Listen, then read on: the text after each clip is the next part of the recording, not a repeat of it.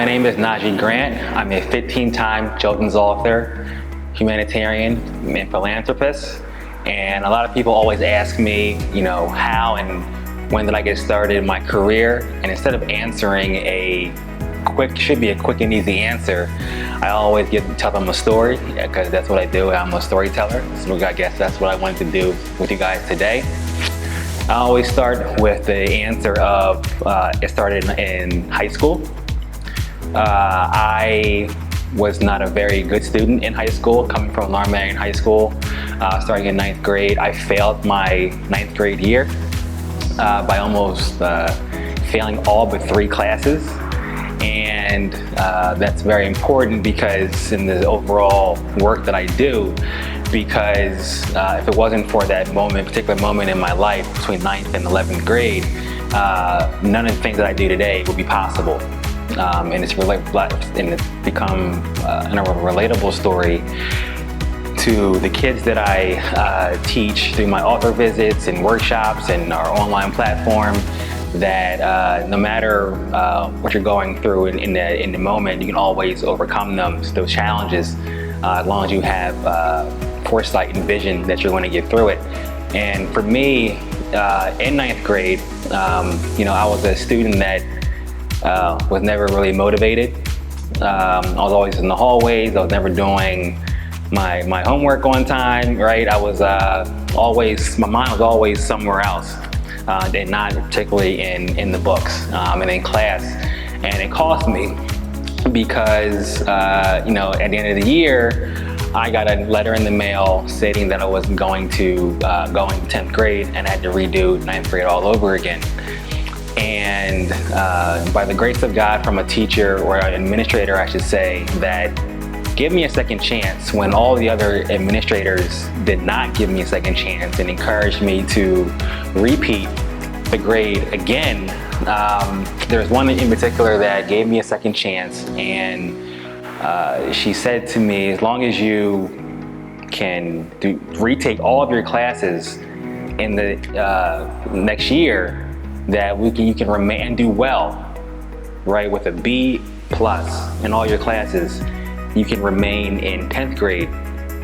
When if you fail any of your classes, you will have to remain in 9th grade for the rest of the year.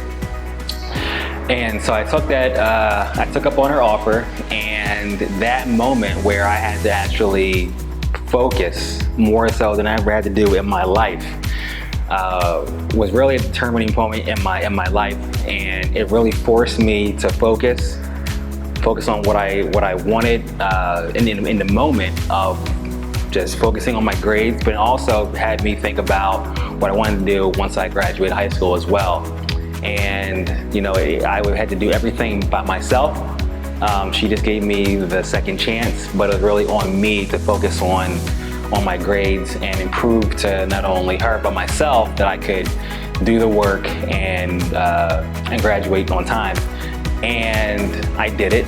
I passed all my classes that year, so I could remain in the 10th grade, and I ended up doing fairly well 11th and 10th, 11th, and 12th grade.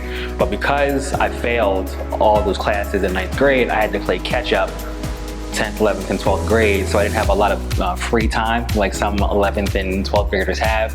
I didn't have that, so even up to my last class in my senior year, my classes and my schedule were pretty booked, and it didn't leave a lot of time for time with friends and doing other things, sports or anything. I had to cut all that out, except for my, your main group of friends. But outside of that, I had to strictly focus on my schoolwork because I couldn't fail another class, 10th, 11th, and 12th grade, or I wasn't gonna be able to graduate on time with my class, because all the classes that I didn't pass in 9th grade.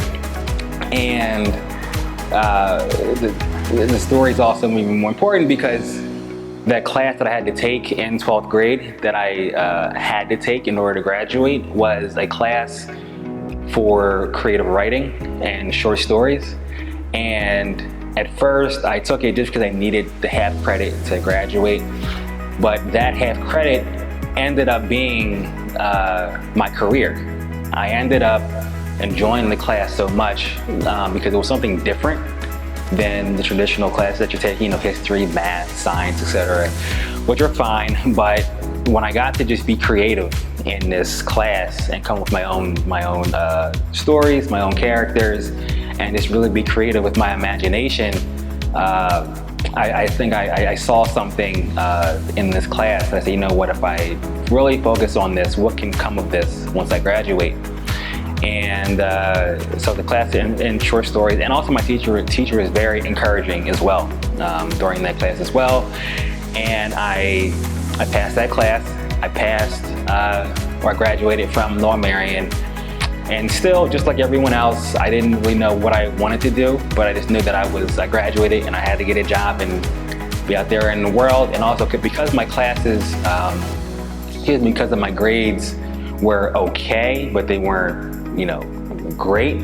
I didn't have a lot of choices for colleges either. So I ended up doing part-time studies at Villanova.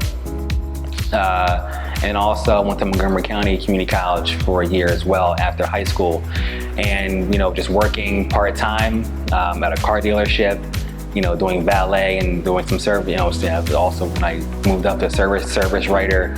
But nothing that all those things were fine, but I always had this thing for the short stories that I was writing, you know, like right after high school. So a year after high school, it was also the year that someone who changed my life, Barack Obama, ran for president.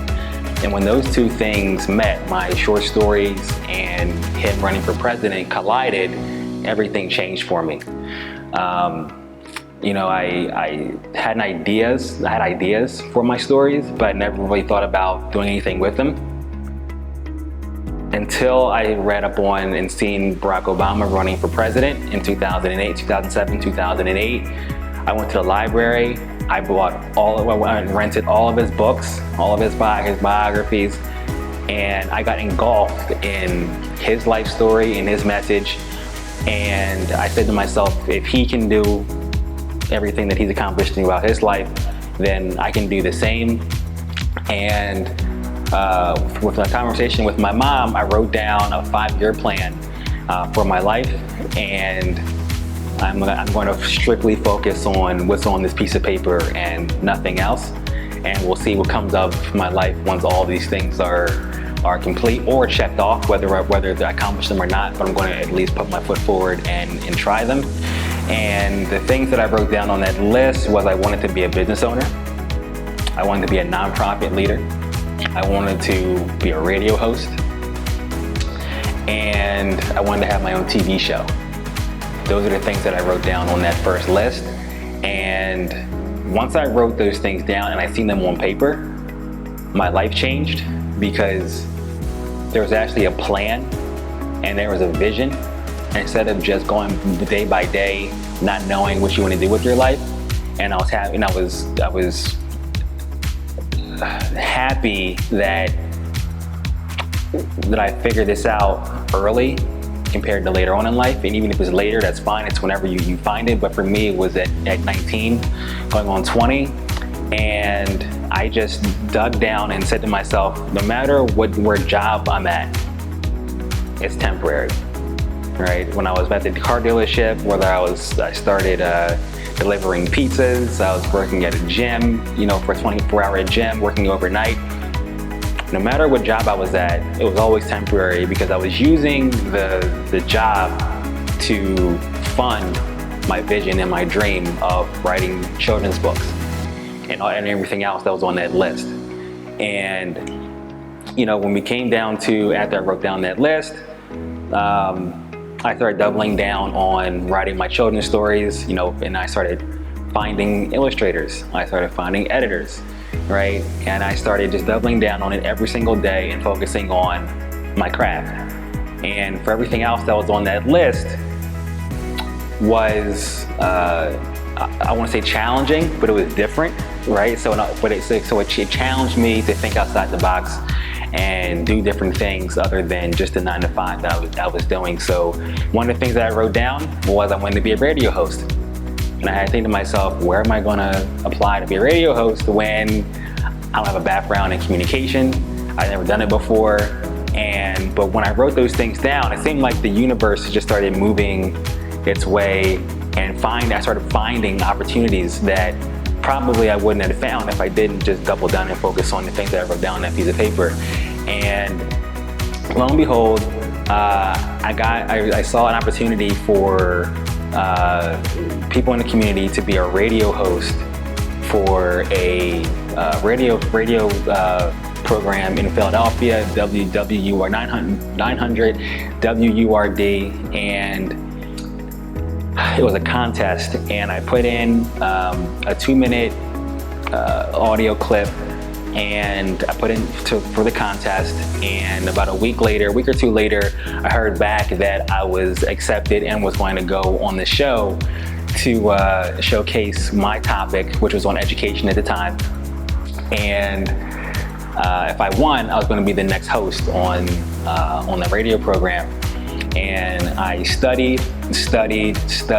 I went over and over my script that I wrote, and every night for a week or so until the date of the program.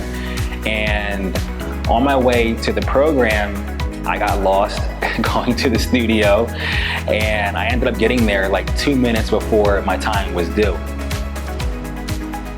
I share this because there's these small moments, right, that help shape who you are and why you're doing what you're doing. To me, are very, very important. So I ended up getting there 2 minutes, a couple minutes before it started. I get there, and I'm sweating, and I feel like I'm not ready because I'm upset. I'm upset that I was late. I ended up sitting in the seat, and the producer is telling me, okay, you're going to start in a couple minutes. Puts the radio, puts the microphone on me, things of that nature.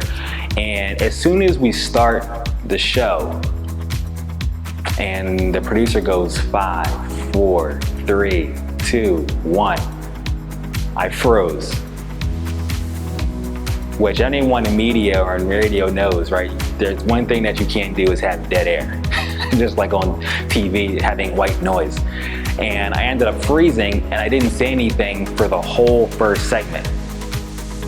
I couldn't say one word. And so they run to commercial. There's people coming into the room saying, all right, he's definitely not gonna win. He's not good. He needs to go. He needs to, we'll put him to the side. We'll do something else. And the one producer that, who gave me the countdown to 5, 4, 3, 2, 1, and she was, I guess, doing like the switchboard. She pulled me to the side and she said, you don't let anyone tell you to leave this room until you're ready to leave this room. And you were here for a reason. You messed up in the beginning. We're gonna go to commercial. We went to commercial, and you need to finish strong. And again, if it wasn't for her, I don't know where I would have been in that moment. So I took a minute to myself. Get yourself together. You know why you're here. You know why you wrote down that vision and that goal on that piece of paper. And you need to finish strong. And when we went back to commercial, and I did just that, and I finished. Did I win the contest? No, I didn't. Did it matter? No, it didn't. The point was that I wrote down on a piece of paper that something I wanted to do. I followed through. I didn't have a good start, but I had a good finish. And that's all that mattered to me. And when I got home, I had some friends who said I did good, some family members who said that I did poorly. However, whether it was good or bad didn't matter. It was the fact that I was there. And I was able to go home and cross that off the list and move on to the next thing. All right, so which was become business. I put down I want to be a business owner. So as the story progresses, I'm writing my children's books, and conventional wisdom is that you traditionally you write a children's book or any type of book, you try to get representation, have a publisher or an agent represent your work, And I went that route for the first year, sending my work in to different agencies, and I got turned down by all of them. Every single one of them. We think your stuff is nice, however, we're not hearing back from them at all. And for me, I never would let any one person or organization give me the yes or no on something that I want to do. Right, so I hear you, however, I want to do it anyway. And that's when I ended up creating my my first business, an LLC, and started my own publishing company. And I just found that I figured out my own way on how to self-publish my books independently instead of relying on someone to tell me what's good or not. Like, let me do it, and let the audience, with the kids, families, children, determine whether it's good or not. And so I crossed that off the list because, as a business owner, because I was getting turned down by all of these publishers. So that was another thing that was on my list, and I was able to cross it off the list. And then year after year, we just kept publishing books, right? So now, 10 years later, we're 15 children's books in. I never needed a publisher.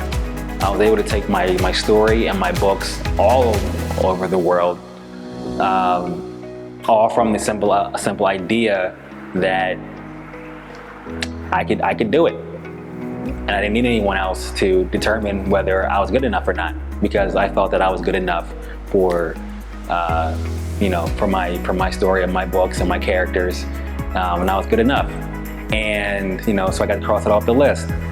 Another thing that was on that list was be a nonprofit leader. Reading up on Barack Obama and his story of being a community organizer, it really said to me that, being just a good, kind-hearted person can take you anywhere, especially in a career related towards helping other people. And, once I read up on his community organizing background in one of his autobiographies, I immediately went to our local commissioner, and I just asked through email, how can I get involved? How can I get involved? How can I help out in any way? And the commissioner at the time directed me to an organization called the More Progressive Civic Association. And I ended up going to the meetings, and it's just a small organization that talks about local issues that's going on in the community, and giving, we can get input, output, and just hear from different developers that are going on in the area. Anything that's going on community-wise is going on within an organization. And I ended up becoming the vice president at 21, and then the following year, president. And I'm thinking to myself, I remember at one meeting just randomly thinking to myself, what am I doing here? I'm the youngest one here. Everyone else is like 3 times my age, but it's because I was so interested in this work that it didn't matter, my age. I just enjoyed being a part of community. And on top of that, I started organizing book drives, food drives, sock drives, things for Thanksgiving, for Christmas, year after year. And after a while, I said to myself, I think we're going to have to start a nonprofit organization. And all of a sudden, you're crossing that off the list, because it took a couple years. We ended up filing for a 501c3 to become a tax-exempt nonprofit organization, due to all the community work that I was doing in the community over the last couple of years, and helping at this point over 100,000 families, whether it's again through food insecurity, our literacy initiatives, socks, toys, a whole bunch of different initiatives. And it just warms my heart that we're able to help so many people. But it all started from writing that on a piece of paper that I want to be a nonprofit leader, when I didn't even know what that was. It's something that I seen in Barack Obama's book that, something that could interest me in the future. And then here we are 10 years later helping so many people, so many families across so many areas based off of, the book that I read. So that's something, again, cross it off the list. Nonprofit leader, said I want to be a radio host, cross that off the list. Business owner, cross it off the list. Another thing that was on that list that I wanted to mention was to be a TV host. And when it came specific to that goal, same thing with radio. I don't know how I'm going to get on television, right? But I just know it was something that I wrote down, and lo and behold, I was in my driveway one morning, and someone mentioned to me that I was mentioned in a newspaper, the local paper. So I went to go get the paper, came back, and I was in my driveway, and I'm reading through it, and I see a ad that a local station is looking for community hosts for different television programming. And I'm like, how is that possible? Well, how is that possible that I'm reading this on a random ad in this newspaper when I said that I wanted to be a radio TV host, that I wrote down years past. So something that I was looking for, something that found me, and then I immediately called the number on there, and I had a meeting with the individual at the station, and I pitched a show to them, which was called On the Rise, which was a community-based television program that hosted local business leaders and entrepreneurs about their rise to their particular profession and things that they were doing in the community and in their business. And it went very well. We went from having just one host. I remember when I put the ad out to probably about 10 a day that that wanted to come on the show and be a part of the program.